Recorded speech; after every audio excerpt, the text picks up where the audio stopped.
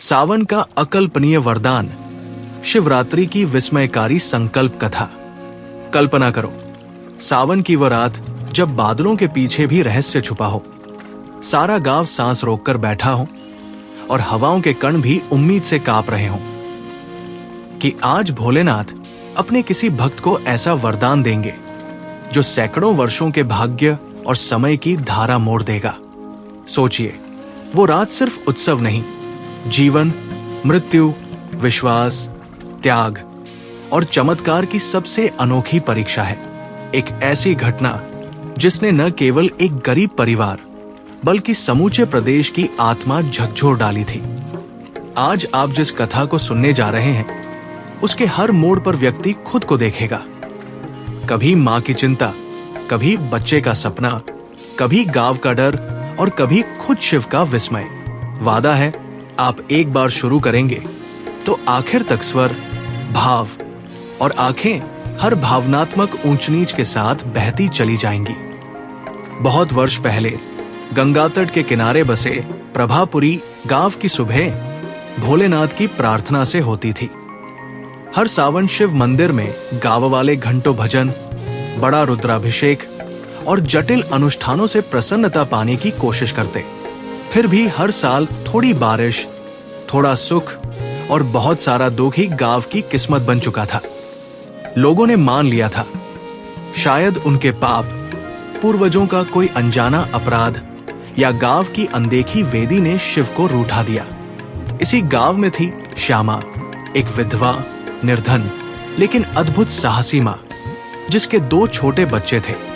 बेटा मोहन गूंगा जन्मा और बेटी लता अत्यंत चपल, सपनों में भोलेनाथ से बातें करती थी। पिता बरसों पहले गांव छोड़ चले गए थे। मां बेटे बेटी के साथ मजदूरी करती, कई बार भूखे रहकर भी बच्चों का पेट भर देती। सावन की शिवरात्रि हर साल निराशा के साथ गुजरती। कोई चमत्कार नहीं, कोई वरदान नहीं, पर उस साल कुछ अलग होने वाला था। पूरे गांव ने निश्चय किया, इस बार की शिवरात्रि बड़ी पूजा और हजारों दीप जलाने से नहीं, बल्कि सबसे गरीब, सबसे सच्चे हाथों से होगी। मंदिर के महंत ने ऐलान किया, जो भी अपने दुख, डर और अहंकार दूर कर सच्ची भावना से शिवलिंग पर जल अर्पित करेगा, उसी से गांव का दुर्भाग्य मिटेगा। सबकी नजरें श्यामा और उसके बच्चों पर थी। श्यामा डर गई। उसकी पूजा, उसकी भक्ति, क्या वो भोलेनाथ को इतनी प्रसन्न कर सकती है? मोहन, जो बोल नहीं सकता था, हिम्मत से मुस्कुराता, मां के आगे हाथ जोड़कर संकेत देता, तू मत डर मां, भोलेनाथ है ना। शिवरात्रि की रात आई। आकाश में बादल, मंदिर घना धुआंसा। पूरा गांव पीतल की थाली, बेलपत्र, कमल और गंगाजल लेकर मदिरा की सीढ़ियों पर कतारबद्ध। श्यामा के पास खाली लोटा, 2 पुराने बेलपत्र और बेटे बेटी का सुख गुलाब, बस यही था। लोग कनखियों से हंस रहे थे। कोई कहता, क्यों, क्या भोलेनाथ जल के बजाय आंसू भी पिएंगे? अंदर श्यामा के मन में आधी, अगर आज भी मेरे बच्चों को न्याय नहीं, तो शायद ईश्वर, भाग्य और उम्मीद सब झूठ है। आंखों में आंसू भरकर उसने मोहन और लता को मंदिर के गर्भगृह में चलने को कहा। मंदिर के कक्ष का वातावरण भारी, शंख की आवाज में बेचैनी। शिवलिंग ठंडा लेकिन पुकार रहा था। श्यामा ने लोटा उठाया, कांपते हाथों से थोड़ी सी झील का पानी डाला। उसने बेलपत्र रखा, आंखें बंद की और इतने गहरे संकल्प से बोली, हे भोलेनाथ, मेरी झोली खाली, कलेजा बोझिल, बच्चों के सिवा कुछ भी नहीं। तू अगर न्याय करता है, आज मेरी आह सुन। मोहन ने आगे बढ़कर शिवलिंग पर गीला फूल रखा।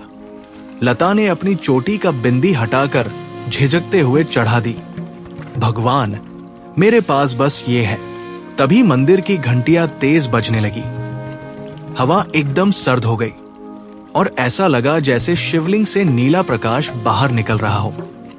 सभी लोग हैरान, किसी की बोली बंद। बाहर अचानक बारिश का शोर और गांव के सबसे गहरे कुएं में पानी का फव्वारा फूट पड़ा। भीड़ मंदिर में भागी, द्वार पर महंत रो पड़े। शिव प्रकट हो गए।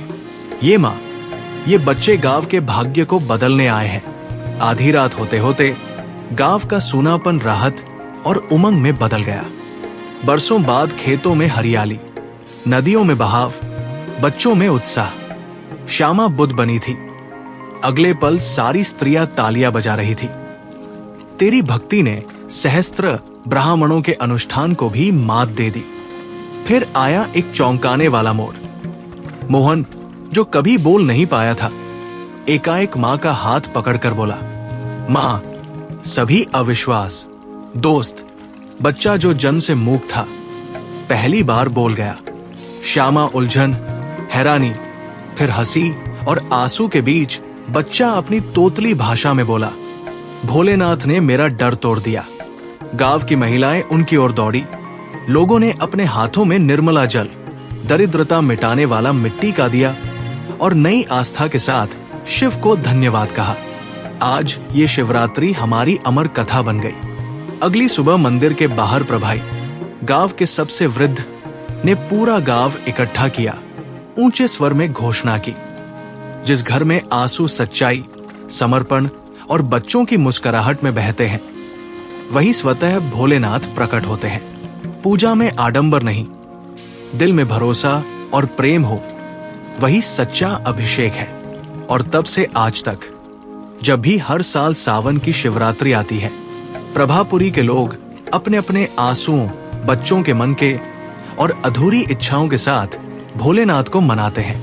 मंदिर में भव्य उत्सव नहीं होते, बस एक माँ, उसका बेटा, बेटी और गांव वाले मिलकर कहते हैं, हर हर महादेव। गांव की खुशहाली बढ़ती रही। लोग दूर दूर से इस कथा को सुनने आने लगे। शिवरात्रि अब एक त्योहार या अनुष्ठान नहीं, बल्कि गांव के दिल से निकली पुकार है, जिसे ईश्वर ने खुद वरदान की तरह स्वीकार किया। अगर इस कहानी ने आपके दिल को छू लिया, उसमें कोई नई उम्मीद जगा दी, तो इस वीडियो को लाइक करना, अपने विचार हम तक पहुंचाना और हमारे चैनल को जरूर सब्सक्राइब करना, ताकि अगली बार हम फिर आए एक और ऐसी चमत्कारी और अद्भुत कथा लेकर, जो आपकी आत्मा के हर कोने को रोशनी से भर दे। हर हर महादेव।